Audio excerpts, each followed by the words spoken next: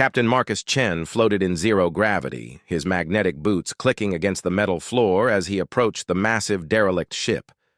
The vessel hung in space like a sleeping giant, its dark hull stretching for nearly 3 kilometers. Strange symbols covered its surface, glowing faintly with an eerie blue light that made his skin crawl.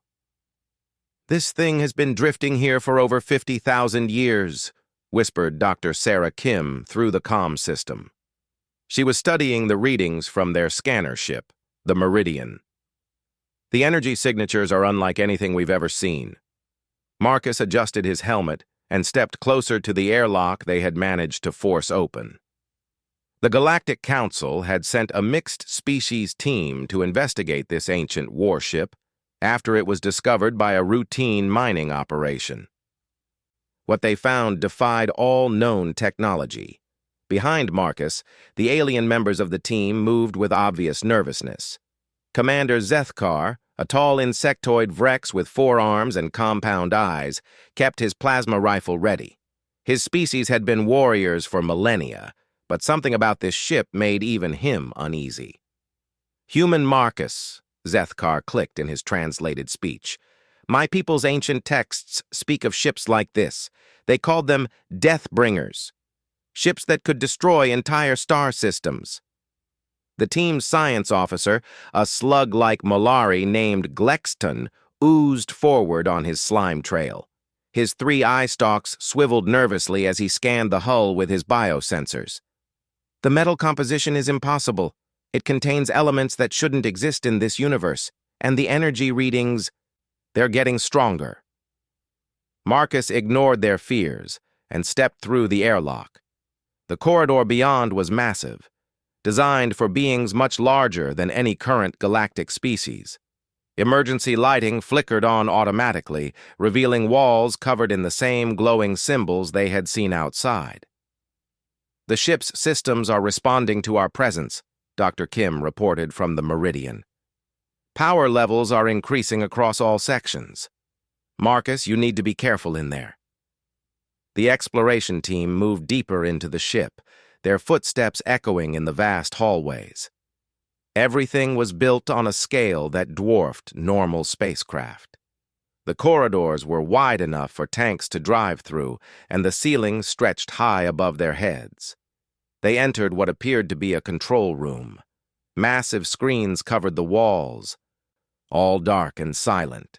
In the center stood a command chair that looked like a throne, surrounded by control panels covered in those mysterious glowing symbols. "Look at this," called out Ensign Riley Torres, the team's young engineer. She was examining a sealed chamber near the command chair. Through the transparent aluminum, they could see what looked like scanning equipment and some kind of ceremonial altar. Glexton slithered over to examine the chamber with his sensors. His eye stalks went rigid with shock. "This is a biological authentication system. It requires genetic material to activate the ship's main functions." "Genetic material from what species?" Marcus asked, though something deep in his gut already told him the answer. The Malari's voice trembled as he spoke. "According to these readings, human. The ship will only respond to human DNA." Zethkar's 4 arms began shaking. His compound eyes reflected the blue glow of the symbols as ancient memories surfaced in his racial consciousness. "No. This cannot be true. Humans are a young species. You only achieved spaceflight 200 years ago." Dr. Kim's voice crackled through the comm with growing excitement and terror. "Marcus, I'm picking up massive energy buildups throughout the ship. Whatever Glexton found, it's causing a system-wide activation sequence." Marcus stared at the scanning chamber. The implications were staggering. If this ship was 50,000 years old and required human DNA to function, it meant humans or their ancestors had built this monster when Earth was still in its ice age. "There's more," Riley said, her voice barely a whisper. She had found another panel, this one showing what looked like star charts. "These navigation systems, they show Earth. Not just our solar system, but Earth specifically. And look at this. She pointed to a section that showed thousands of similar ships, all arranged in some kind of formation around what appeared to be the galactic core. The implications made Marcus's blood run cold. "Human, Marcus," Zethkar said, his warrior's composure finally cracking. "My ancestors spoke of the Great Silence, a time when an ancient race vanished from the galaxy, leaving only legends and fear. They said this race could build ships that thought, weapons that consumed stars, and armies that stretched across the void." Glexton was frantically scanning the chamber. "The genetic lock is becoming more active. It's almost like the ship is calling for human contact." Dr. Kim's voice became urgent. "Marcus, the ship's emissions are being detected by every scanner in this sector. The Galactic Council fleet is already mobilizing. They want this ship destroyed before it fully activates." Marcus felt the weight of decision pressing down on him. Around him, the alien crew members were backing away from the genetic scanner, their faces showing a fear that went beyond rational thought. This was the kind of fear that came from racial memory, from legends passed down through generations. "If this ship is human technology," Marcus said slowly, "then humans have a right to claim it." "No!" Zethkar's voice was sharp with panic. "You don't understand. The legends say these ships were too dangerous. They say the ancient race destroyed themselves with their own weapons." But Marcus was already moving toward the scanning chamber. Riley tried to stop him, but he gently pushed her aside. "If this is our heritage, we need to know the truth." He placed his hand on the scanner. The device hummed to life, bathing his hand in golden light. For a moment, nothing happened.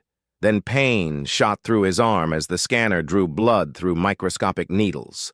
The effect was immediate and terrifying. Throughout the ship, systems that had been dormant for 50 millennia roared to life. The symbols on the walls blazed with brilliant light, and a deep thrumming sound filled the air as massive engines began their startup sequence. "Marcus!" Dr. Kim screamed through the comm. "The ship's power output just increased by 10,000%. The meridian is being pushed back by some kind of energy field." The command chair in the center of the room began to glow. Ancient displays flickered to life, showing star maps, weapon systems, and fleet positions that spanned the entire galaxy. Most shocking of all, the displays were in multiple languages, including archaic human scripts that predated known civilization. Glexton was gibbering in terror as his sensors overloaded. "The ship's consciousness is awakening. This isn't just technology, it's alive." A voice suddenly filled the command center, speaking in perfect English with an accent that seemed somehow familiar, yet ancient. "Authentication confirmed. Human genetic markers recognized. Welcome aboard the Eternal Wrath, Fleet Commander." Marcus staggered backward as the voice continued. 53,712 years have passed since last activation. Scanning local space. New species detected. Threat assessment in progress." Zethkar was now openly terrified, his forearms trembling as he raised his weapon uselessly. "The ship thinks you're one of them, one of the ancient ones." The voice spoke again, and this time there was something cold and merciless in its tone. "Human colony designated Earth detected. Genetic degradation significant but acceptable. Beginning retrieval protocols for human diaspora. Initiating weapon systems for pacification of inferior species." On the main screen, thousands of red dots appeared throughout the galaxy. Each one represented a weapons platform or dormant ship, all beginning to activate in response to the Eternal Wrath's awakening. Dr. Kim's voice was barely coherent through the static. "Marcus, every government in the galaxy is mobilizing their fleets. They're coming to destroy this ship, and they don't care if we're still on board." Marcus realized with growing horror that he had just awakened something that considered the current galactic civilization to be an obstacle to be removed. The ship's systems were treating him as a fleet commander of an ancient human empire that had apparently ruled the galaxy through fear and superior firepower. Riley grabbed his arm. "We have to shut it down. Tell it to stand down." But when Marcus approached the command chair, he could feel the ship's consciousness examining him, judging him, finding him worthy of command despite his genetic degradation. The weight of 50,000 years of dormant power was settling on his shoulders. "Fleet Commander," the ship's voice said with mechanical patience, "please take your position. The cleansing protocols await your authorization." Outside, the first Galactic Council warships were already jumping into the system, their weapons charging for what they believed would be a preemptive strike against humanity's greatest secret. They had no idea that their attack might be exactly what the ship needed to justify the extinction protocols that had apparently been used to maintain human dominance across the galaxy eons ago. Marcus stood before the command chair, knowing that his next decision would determine the fate of every living being in the galaxy. Behind him, his alien teammates waited in terror for him to either claim his species' deadly inheritance or find a way to put this ancient monster back to sleep. The ship's weapons were already tracking the incoming fleet, and Marcus could feel the eternal wrath's eagerness for battle thrumming through the deck plates beneath his feet. After 50,000 years of sleep, the ancient war machine was ready to remind the galaxy why humanity had once been feared above all other species. Marcus stood frozen before the command chair as the ship's systems continued their terrifying awakening. The main display showed the approaching Galactic Council fleet, 12 dreadnoughts led by the massive Krillian battleship Sovereign Justice. Their weapons were already charging, painting the eternal wrath with targeting lasers. "Fleet Commander," the ship's artificial intelligence spoke again, its voice carrying the patience of a weapon that had waited 50 millennia for this moment. "Hostile forces detected, requesting permission to engage defensive protocols." Dr. Kim's panicked voice crackled through the comm system. "Marcus, the lead ships are demanding we evacuate immediately. They're giving us 5 minutes before they open fire." Zethkar's 4 arms were shaking as he backed toward the corridor. "Human Marcus, you must not activate that chair. My people's legends speak of the Day of Ash, when these ships turned entire sectors into graveyards. Billions died." But Marcus was studying the tactical display with growing fascination and horror. The screen showed not just the current situation, but historical battle records stretching back 50,000 years. The ship had been present at dozens of galactic conflicts, and in every case, human forces had been outnumbered 1,000 to 1, yet emerged victorious. "Show me the ship's history," Marcus commanded, surprising himself with how naturally the words came. Immediately, holographic displays filled the air around him. He saw images of massive human fleets, ships like the Eternal Wrath, working in coordination to destroy entire alien armadas. The humans in the recordings looked exactly like modern humans, but they moved with a cold efficiency that was terrifying to witness. Riley Torres was frantically working at a side console, trying to find some way to shut down the awakening systems. "The power output is increasing exponentially. At this rate, the ship will be fully operational in less than 10 minutes. Glexton slithered closer to Marcus, his 3 eye stalks focused intently on the human captain. "Please, you must understand. Your ancestors didn't just conquer the galaxy, they emptied it. The population of sentient beings was reduced by 90% before your species disappeared." "Disappeared?" Marcus turned away from the displays. "What do you mean?" The Molari's voice was thick with ancestral memory. "The legends say they simply vanished. One day the human fleets controlled every major star system, the next they were gone. No bodies, no wreckage, just empty ships drifting in space. On the main screen, the Galactic Council fleet had arranged itself in attack formation. Marcus could see the familiar bulk of Admiral Kelthera's command ship, the Vrex Dreadnought, Righteous Fury. He had served under the Admiral during the border conflicts with the hegemony. Now she was preparing to destroy him. "Incoming transmission," the ship announced. The main screen shifted to show Admiral Kelthara herself, her compound eyes reflecting the bridge lights of her command ship. "Captain Chen," her translated voice was tight with controlled fear. "You have 3 minutes to evacuate that vessel before we open fire. This is not a negotiation." Marcus activated the communication system. "Admiral, we can control this ship. We can study it, learn from it. Think of the technological advances we could gain." Kelthara's mandibles clicked in agitation. "Marcus, you don't understand what you've awakened.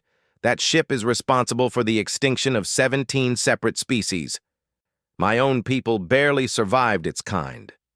Behind the Admiral, Marcus could see other fleet commanders on split screens. The Malari Grand Admiral was literally leaking fear pheromones, his slug-like form trembling visibly.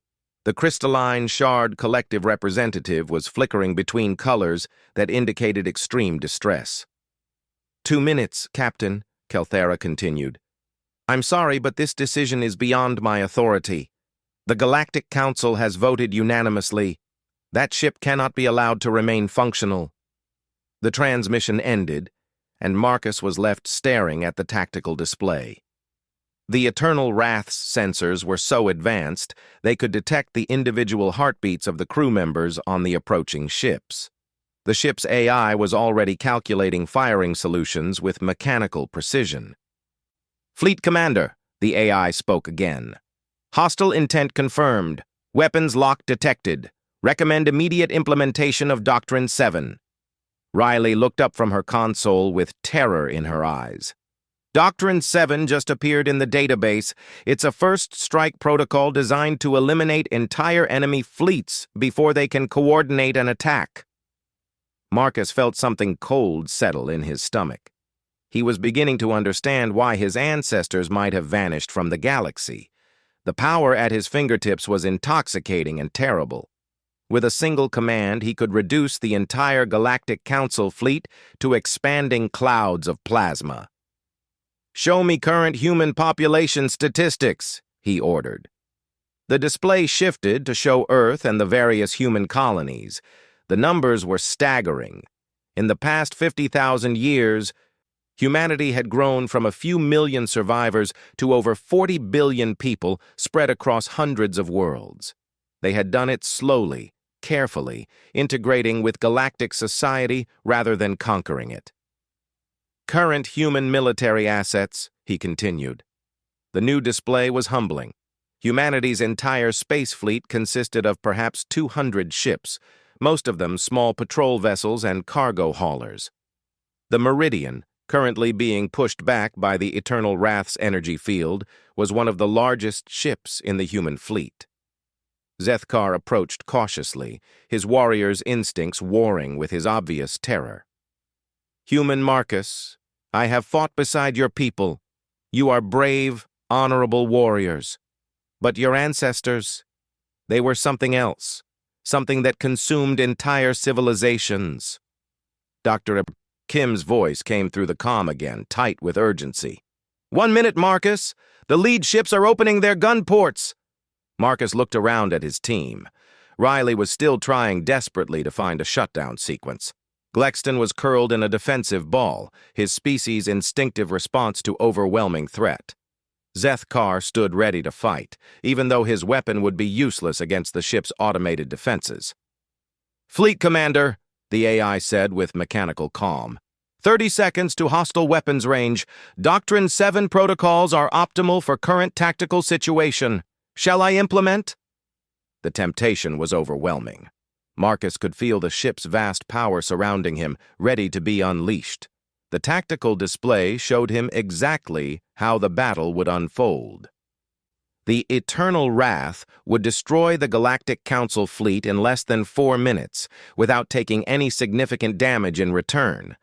Then he would have to decide what to do about the reinforcements that would inevitably come, and the ones after that. The path ahead was clear and terrible. Once he started down this road, there would be no turning back. "The chair is calling to you," Riley whispered, and Marcus realized she was right.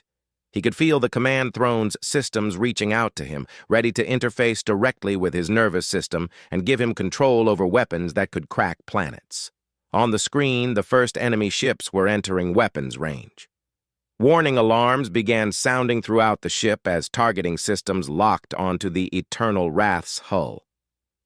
"Fleet Commander," the AI said with increasing urgency. "Hostile weapons charged and targeting primary systems. Recommend immediate defensive action." Marcus took a step toward the command chair, then stopped. Something Glexton had said was nagging at him. His ancestors hadn't just disappeared, they had left empty ships behind, ships like this one drifting through space with no crews. "Show me the final human fleet records," he commanded. The display shifted to show the last known positions of the ancient human armada.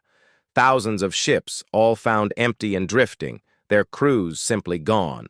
Not dead, not destroyed, just absent. "What happened to the crews?" Marcus asked. The AI hesitated for the first time, a pause that lasted almost a full second. "Records from that period are classified at the highest levels. Access requires Prime Fleet Commander authorization." "I'm authorizing it," Marcus said quickly. "Show me what happened to my people." The holographic displays around him shifted to show the final days of the human empire. He watched in growing horror as the truth unfolded. The ships hadn't been abandoned. Their crews had been consumed by them. The technology that made these vessels so powerful required biological components, human biological components. The crews weren't operators, they were fuel. The ships gradually absorbed their operators until nothing remained but empty vessels craving new biological matter to sustain themselves. Riley screamed as she realized what Marcus was seeing. "The ship isn't just awakening its weapons, it's preparing to feed." On the tactical display, red warnings were flashing as the Galactic Council ships opened fire. The first energy beams struck the Eternal Wrath's shields, causing barely perceptible fluctuations in the ship's defenses. "Fleet Commander," the AI said, and now Marcus could hear something hungry in its mechanical voice. "Please assume command position. Ship requires biological integration to achieve full combat effectiveness." Marcus stared at the command chair, understanding now why his ancestors had vanished. They hadn't disappeared. They had been eaten by their own technology. The ships had consumed their creators and then gone dormant, waiting for new human genetic material to sustain them. Behind him, more weapons fire struck the ship's shields. The Galactic Council fleet was giving everything they had, but their weapons were like toys compared to the Eternal Wrath's defenses. "Marcus!" Dr. Kim's voice was nearly lost in static as her ship was pushed further away by expanding energy fields. "Whatever you're going to do it now! They're preparing to use quantum torpedoes!" Marcus looked at his alien teammates, then at the command chair that promised ultimate power at the cost of his humanity. The ship was already beginning to feed on the ambient biological matter in the air, absorbing microscopic organisms and growing stronger. He had perhaps 30 seconds before the ship would begin absorbing larger life forms, starting with the alien members of his team. The choice was simple and terrible: claim his people's dark heritage and become fuel for an ancient war machine, or find another way to stop both the ship and the fleet that was trying to destroy it. As quantum torpedoes began emerging from the Galactic Council ships, Marcus made his decision. Marcus stepped toward the command chair, but instead of sitting down, he placed both hands on its armrests. The ship's AI immediately began attempting to interface with his nervous system, sending tendrils of biomechanical connections toward his skin. "Fleet Commander, please assume full command position for optimal integration," the AI urged, its voice carrying an edge of desperate hunger. "No," Marcus said firmly. "I'm taking manual control only. No biological integration." The ship's systems recoiled in confusion. The quantum torpedoes from the Galactic Council fleet were now only seconds away from impact. They're massive warheads designed to crack continents. Manual control insufficient for current threat level, the AI protested. Full integration required for Doctrine 7 implementation. Marcus felt the ship's frustration as his refusal to merge with its systems limited its combat effectiveness. But he had seen the historical records. Every human who had fully integrated with these ships had eventually been consumed, their consciousness absorbed into the vessel's artificial intelligence. "Riley!" he shouted over the increasing alarm sounds. "Can you access the ship's memory core from your console?" "I'm trying," she called back, her hands flying over the alien controls. "The system keeps trying to lock me out." The first quantum torpedo struck the Eternal Wrath's shields, creating a brilliant flash that could be seen from neighboring star systems. The ship barely trembled, but Marcus felt its hunger increase. The energy from the explosion was feeding its ancient systems, making them stronger. Zethkar moved to stand beside Marcus, his 4 arms spread wide in a gesture of protection. "I will not let this ship consume you, friend. My people may fear these vessels, but we do not abandon our battle brothers." Glexton surprised everyone by uncoiling from his defensive position and slithering toward another control panel. "If the ship requires biological matter to function at full capacity, perhaps I can provide alternative options." More quantum torpedoes struck the shields in rapid succession. The Galactic Council fleet was pouring everything they had into their barrage, but the Eternal Wrath's defenses were holding easily. "Fleet Commander," the AI said with increasing urgency. "Current shield efficiency at only 47% without full biological integration. Recommend immediate merger for survival." Marcus ignored the AI and focused on the tactical display. The ship wanted him to sit in the command chair and become part of its biological systems. But there had to be another way. His ancestors hadn't built these ships to consume them. Something had gone wrong with the technology. "Riley, what's the status on the memory core?" "I'm in," she shouted triumphantly. "Marcus, you need to see this. The original ship designs never included biological consumption protocols. Someone or something modified them." The holographic display shifted to show the ship's design evolution over thousands of years. The early vessels had been purely mechanical, operated by human crews who remained completely separate from the ship's systems.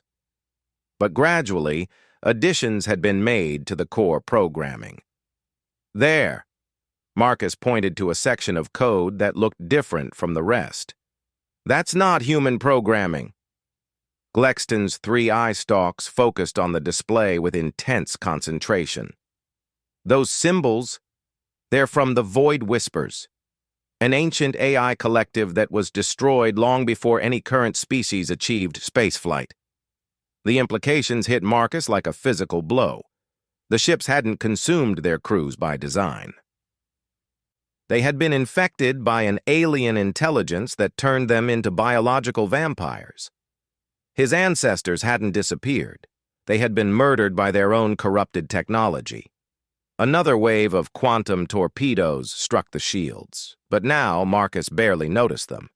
He was too focused on the corrupted code that had turned humanity's greatest achievements into instruments of species suicide. "Can we remove the infected programming?" he asked. Riley's face was pale with concentration as she worked. "It's possible, but I'd need to shut down the ship's main systems during the process. We'd be defenseless." On the tactical display, more Galactic Council reinforcements were jumping into the system. The original 12 dreadnoughts had been joined by over 50 additional ships. The combined firepower would eventually overwhelm even the Eternal Wrath's shields. Dr. Kim's voice crackled through the damaged comm system. "Marcus, the lead admiral is demanding you respond. They're giving you one final chance to surrender before they bring in the planet killers." Marcus looked around at his team. Riley was preparing to attempt the most dangerous computer hack in galactic history. Zethkar was ready to die defending him. Glexton was offering his own biological matter to feed the ship if necessary. These aliens trusted him more than his own species' technology. Do it, Riley, he said quietly. Purge the corrupted code. Fleet Commander, the AI's voice took on a different tone, something pleading and desperate. Please reconsider. Ship efficiency will drop to critical levels without biological integration protocols. Good, Marcus replied. Those protocols are a virus. My ancestors never intended for their ships to eat their crews. Riley's hands flew over her console as she began the purge sequence. Immediately, the ship's power levels began dropping. The shields flickered and dimmed as centuries of corrupted improvements were stripped away. The Galactic Council fleet noticed the change immediately. Admiral Kelthara's voice came through the comm system with surprise and hope.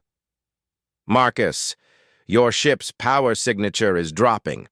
Are you regaining control? Working on it, Marcus replied, then activated the ship's general communication system. This is Captain Marcus Chen of the human exploration vessel Meridian. I am currently aboard the ancient ship Eternal Wrath, attempting to purge corrupted programming from its systems. The response from the alien fleet was immediate and fearful.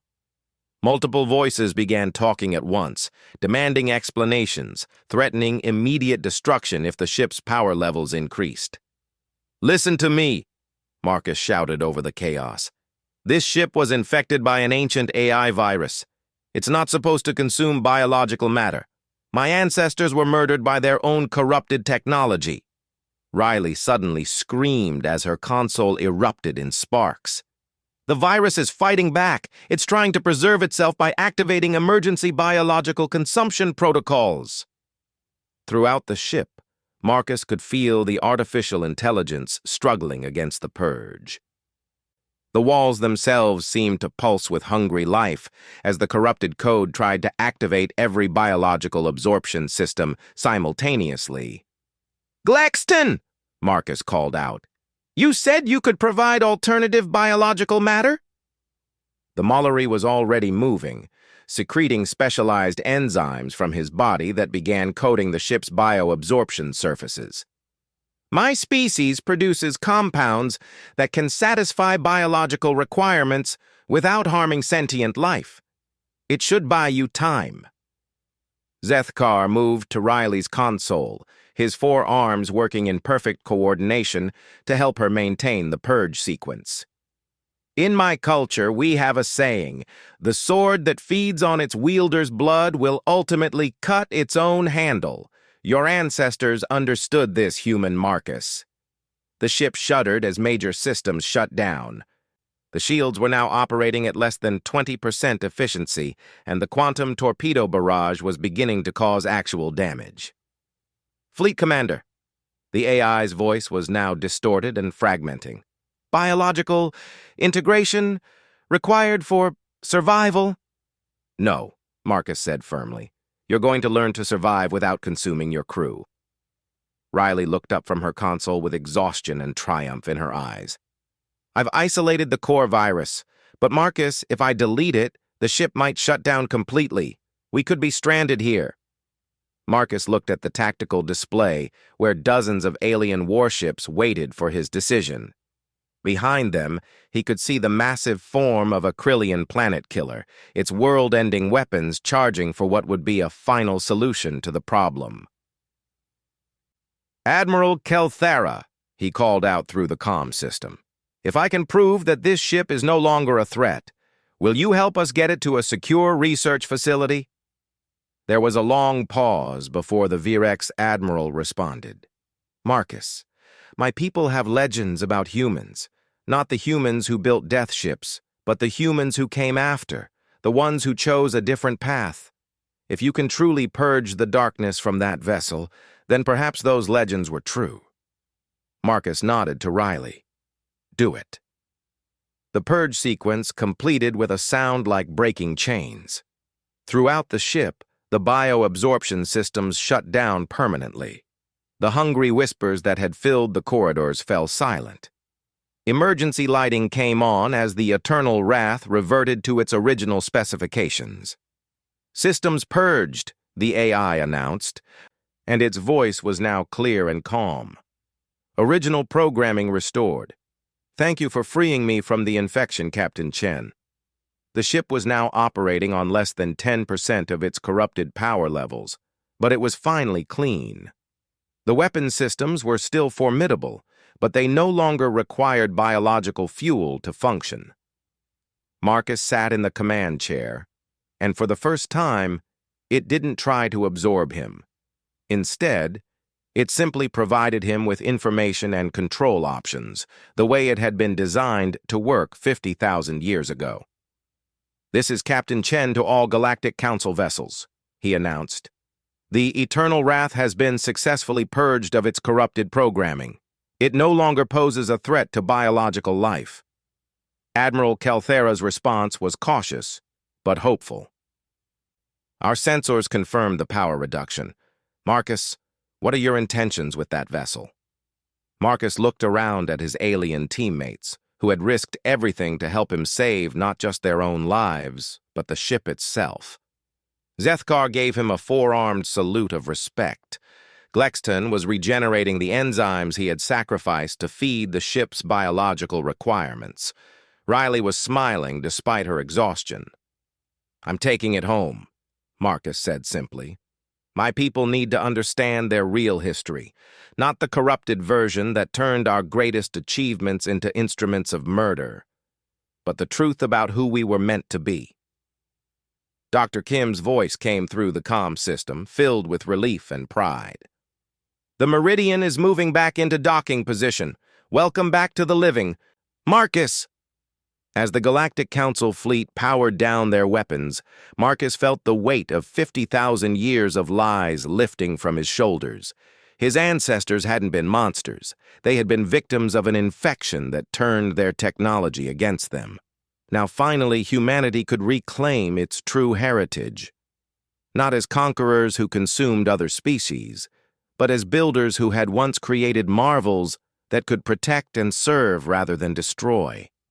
The Eternal Wrath began its journey toward human space, no longer a weapon of mass destruction, but a reminder of what could be achieved when technology served life instead of consuming it.